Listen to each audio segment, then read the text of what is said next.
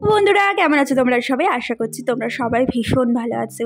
আজকের ব্লগটা পুরীর শপিং ব্লগ দিয়ে স্টার্ট করছি। আর আজকের ব্লগটা কিন্তু একদম শেষ দিন অবধি ব্লগটা করে নিলাম। তো দুটো ভিডিও অ্যাটাচ করা আছে।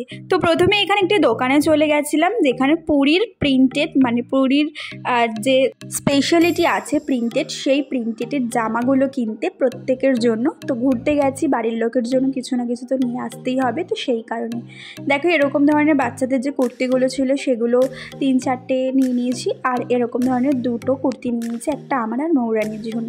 তো এই স্কাই কালারে যেটা দেখালাম ওটা নিয়েছিলাম মৌরানির জন্য, রেড কালারেরটা নিয়েছিলাম আমার জন্য। আর তারপরে এখানে যেহেতু আমার ঘরে শঙ্খ নেই, তো সেই কারণে শঙ্খ কিনবো একটা ঠিক করেছি। আমি না ঠিকই করেছিলাম, যেদিন আমি পুরীতে ঘুরতে যাবো সেদিন ওখান থেকে শঙ্খ কিনে নিয়ে আসবো, জানি না কেন, তবে এটা আমার নিজের মনের একটা ইচ্ছা ছিল। তো ভগবান সেই ইচ্ছাটা আমার পূরণ করে দিয়েছে। আর দেখো এখানে ভ্যারাইটি রকমের জিনিস পেয়ে যাবে তোমরা, 10 টাকা 20 টাকা সব রকমের জিনিস এখানে পেয়ে যাবে। আর এখানে দেখো এরকম বিচের ধারে এরকম ব্যাগ বিক্রি হচ্ছিলো, আর এখানে অনেক ব্যাগের দোকান ছিল। তো ব্যাগও কিনেছি, মোটামুটি টুকটাক করে সব জিনিসই কিনেছি। যদি পারি তোমাদের সাথে শেয়ার করে দেবো কী কী কিনলাম আর না কিনলাম। এখানে ব্যাগের কিন্তু প্রচুর ভ্যারাইটি আছে। আর এই ব্যাগটা আমার দারুণ লেগেছিলো, কিন্তু এর দাম বলছিল 250 টাকা, 250 টাকা না 300 350 টাকা। তো আমি আর নিইনি, কিন্তু ব্যাগটা দুর্ধর্ষ ছিল। তোমরা গেলে কিন্তু এরকম একটা ব্যাগ তোমাদের ওয়ার্ড্রপে থাকা চাই।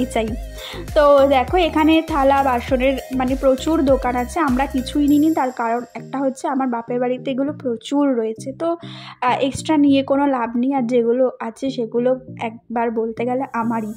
তো আর দেখো এখানে চলে এসেছি, আর হচ্ছে আমার হাজবেন্ডের বার্থডে, তো সেটা তো সেলিব্রেট করতেই হবে। তার জন্য এখানে মেয়ামরতে গিয়ে একটা কেক কিনে নিয়েছিলাম। তারপরে সেই কেকটা ওকে দিয়ে কাটিয়েওছিলাম।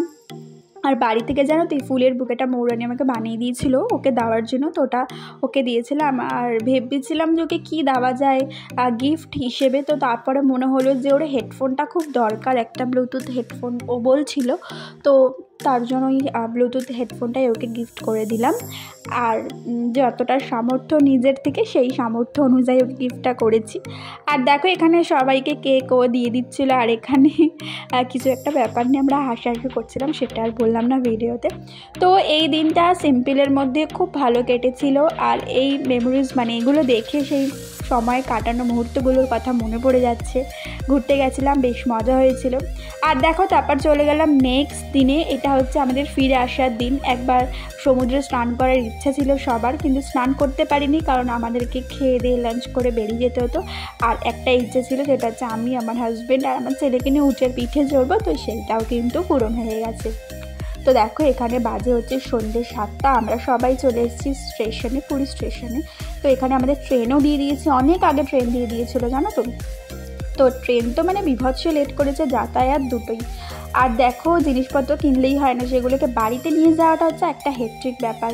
তো এখানে দেখো আমরা এখানে যাচ্ছি হচ্ছে একদম ট্রেন ধরবো দেখে, কিন্তু ট্রেনের গেটটা তখনও খোলা ছিল না। তো এখানে বসে একটুখানি চা খেয়ে নিচ্ছিলাম।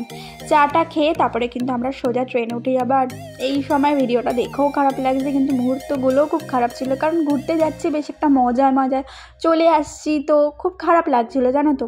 যাই হোক, যার যার গন্তব্যস্থলে তাকে তো পৌঁছাতেই হবে, ঠিক সেরকমভাবেই দেখো এখানে ভোর হয়ে গেছে। আর ভোর হওয়া দেখতে কী যে অপূর্ব লাগে।